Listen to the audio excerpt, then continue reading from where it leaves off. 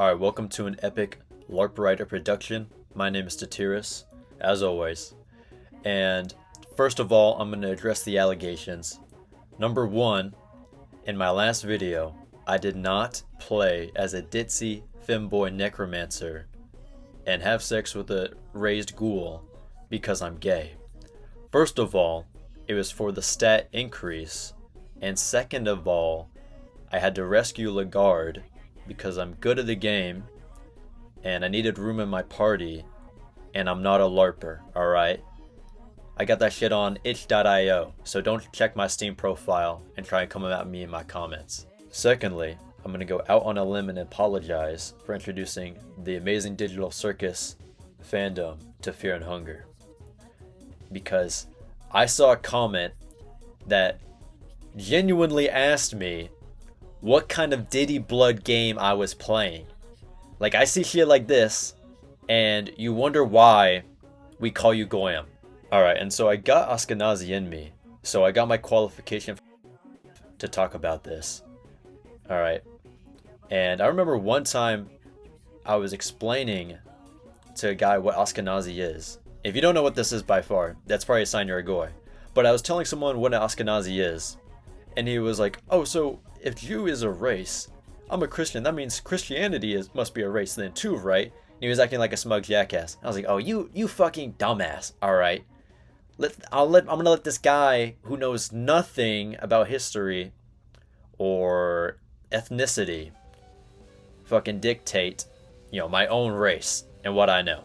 But, at this point we're all mutts, so it doesn't really matter. We got a little bit of everything. It might surprise you, but I didn't grow up with a father. My father was second generation Greek from Jersey, the true inheritor of the Roman Empire. So when you really think about it, I basically got hustle blood from both sides of the family. And my ancestors, they had the right idea. They would work out, they would talk some shit in the temples, eat some olives, and they would hang out with all the bros, and they would have an orgy, alright? They say the Greeks invented orgies, and then Romans invited women to them. Like, they brought these evil foids along, and look what happened to their empire. I mean, there's other shit going on at the time, but I can definitely see a correlation between the two subjects with foids and disaster. And this leads me to the main point of the video, and why I'm going to break down why Yaoi is actually non-Goyim behavior. My first case study will be day one switchups. If you're a guy, this is going to be a warning to y'all, alright? If your homie is looking for a girlfriend, don't let it happen, alright? You'll never hear from him again. Like, if he's really that desperate, just offer up yourself, okay? That's going to be the best way out for you at this point. I'm sorry, but sometimes you just got to take one for the team, Sacrifices just got to be made for the greater good. For example, I got one of my day ones a job at my place. We were two chuds in a pod, working together. Then it was like some Jonathan and Dio shit. Like, he got some evil bisexual piercings, and then he dated this girl, and then they both quit. And then now everything's fucked up at my job, and I gotta work even harder as a goy slave for the mass product consumption. And you might be asking yourself, wait a minute, Mr. Tiris, I thought gay people were evil. Alright, and it might shock you to see this. And something I noticed as well, alright, it's kind of like with Jews, it's the same thing. A good person, if they do everything right, and if they're Jewish, you'll probably never know. But if they're evil as fuck, then everyone will notice that they're Jewish. Alright, look at and fucking Peter Thiel, the CEO of OnlyFans. I actually don't know if Peter Thiel is Jewish. Fuck, I'll have to... Nah, fuck, I'm too lazy to Google it. Anyways, you know what I'm talking about. Similarly, with gay people, you got the Freddie Mercurys, and then you got Nikocado Avocado, right? There's a big disparity. Yeah, it's true Freddie Mercury was in the closet, but he was that great of a person, no one cared to investigate his 7-day orgy benders, the YMCA all over in his bed at once. while he was having cocaine parties. No one gave a shit. And they probably did, but he was just that much of a goat. Additionally, as well, the AIDS crisis wiped out, I think, like all the good gay people, Because if you think about it like this, like the most talented people ever are gonna be having the most sex. So what do you have during the AIDS crisis? All like the best and most talented people are getting laid. Then they die off, and then it's a continuous cycle until we're left with these shitty gay people that aren't creative. But gay people, as we know, are the most creative people on this planet. That's why art sucked for like 20 years after, like, the AIDS crisis in the 70s. Like, I think it was like, who was that guy on, who was the guy that interviewed Putin? You know what I'm talking about. But he was like, man, it's a psyop that America has no more architecture or cultural consumerism that has any intellectual discourse. No, it's wrong, okay? It's just because all the gay people died, and now we're left with shit. That's why art sucks. Alright, it's been almost a week since the rant you just endured. I recorded that about a week ago, right when I got back from a family trip to Florida. I think I was just really pent up because for some reason, me leaving was the catalyst for like 4 people quitting at my job. So when I returned, I immediately got ass raped by a hell of hours. And I had to spend a lot of time with my fucktard relatives too. I think it's like my grandma's cousin or something who's like late 60s, but she only watches the Hallmark Channel or shit like Over the Hedge. So when I turned on the TV, an old Adam Sandler movie came on, and my relative went like, oh, this movie looks funny, but I don't know who that guy is. Granted, not everyone needs to be a movie buff, but like, how the fuck do you not know who Adam Sandler is? That's when I was like, yeah, I gotta get the fuck out of here. Anyhow, if I sound a lot more sultry and seductive, it's because my PC is finally built. I've been playing Skyrim with 10,000 sex mods, so my cortisol levels are at record valley lows. Also, my Elgato was plugged in, but it was never actually turned on, so that's also probably why. I'm feeling a bit like my old self again, refreshed and recharged anew, and I've combed over the recording and done some reflection and come to the conclusion that unfortunately, since trans women are women, they gotta be held to the same standards as voids. I'm sorry, but I can't be biased. Actually, back to the topic. I realize I haven't actually explained what a goyam is, and I was gonna gatekeep to prevent a general audience from being brain rotted like I am, but I might as well break it down so the term doesn't get watered down even further. Goyam is just synonymous with the word Gentile, as it refers to a non-Jew to the Jewish community. Yet culturally, it's tied to an insult and how Zionists call others cattle.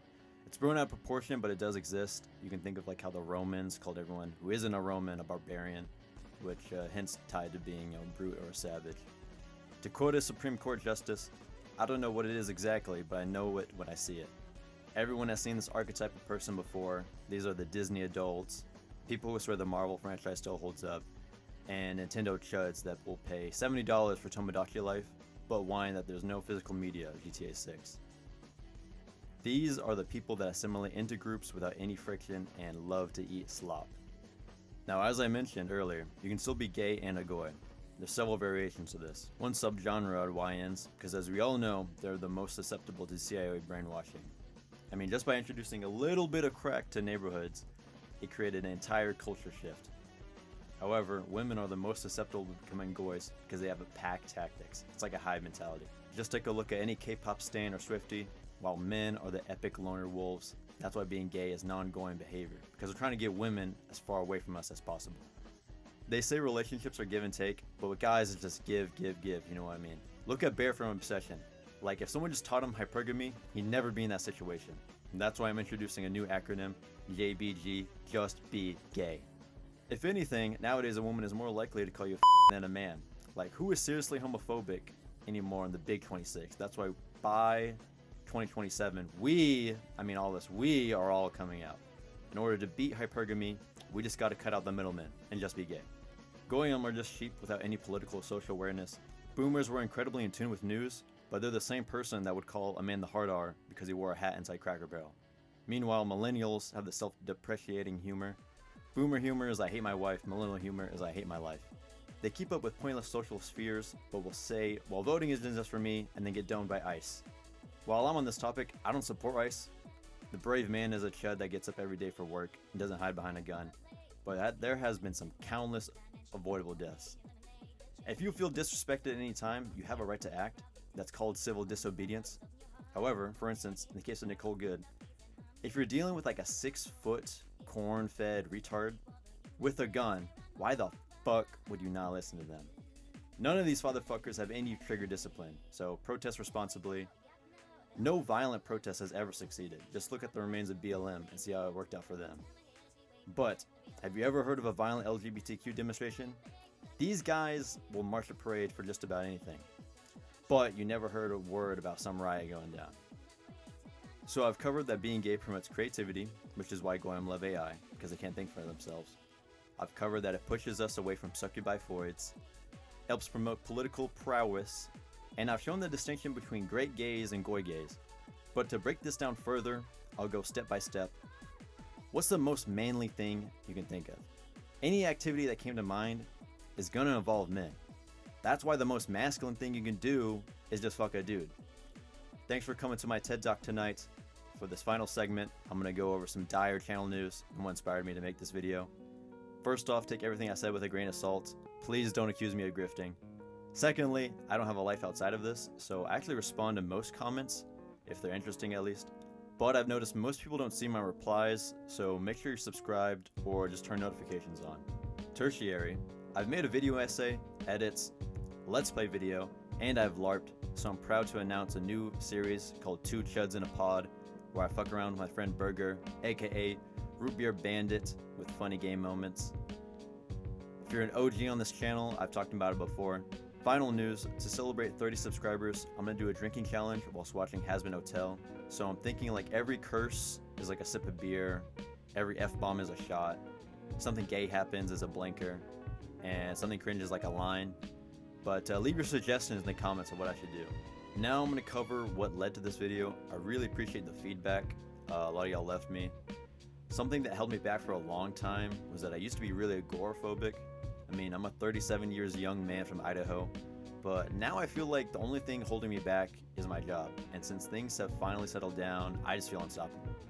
And actually I used to be afraid of haters online, but then I realized the reason why they're angry is just because they probably got touched by their mongoloid uncle with Down syndrome, and that's the only reason they could hate me. I appreciate you sticking around this long, but after the bullshit I talked about, I'll probably never show my face.